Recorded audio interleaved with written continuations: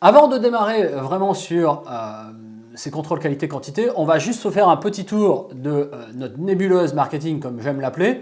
Donc du coup, vous vous souvenez, au départ, on a l'analyse avec des outils d'analyse interne et des outils d'analyse externe, externe le Pestel notamment, interne le SWOT, mais non, vous savez tout ça, vous le connaissez par cœur.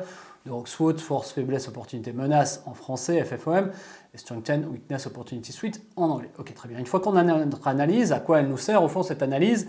Elle nous sert pour mettre en place de la stratégie et des objectifs. Et dans notre stratégie et nos objectifs, on va déterminer la cible, le positionnement qui sont très importants effectivement pour pouvoir mettre en place un certain nombre de choses. En plus de la cible et du positionnement, on va trouver nos propositions de valeur, qu'est-ce qu'on va apporter de plus, qu'est-ce qu'on va apporter de différent et qui va être intéressant pour nous, non seulement pour nous, mais aussi pour nos clients, puisque ça va nous différencier notamment de la concurrence. Une fois qu'on a travaillé sur la stratégie et les objectifs, on va travailler sur notre fameux mixed marketing. Le mixed marketing, vous en souvenez tous, je n'ai pas besoin de vous le rappeler. Si je vous montre 4 doigts, vous pensez à 4P, bien évidemment, le mixed marketing.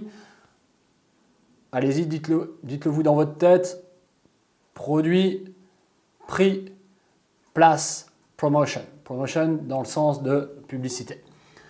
Donc ça, c'est notre mix marketing. Derrière notre mix marketing, qu'est-ce que l'on va trouver? Eh bien, c'est ce qu'on a vu le cours d'avant, vous le savez, c'est la mise en place d'actions. Et donc, du coup, qui va faire quoi, où, quand, comment, combien, etc. Et enfin, une fois que tout aura été mis en place, une fois que tout sera établi et qu'on aura commencé à travailler, en fait, à un moment donné, il va falloir se poser et regarder ce qui se passe.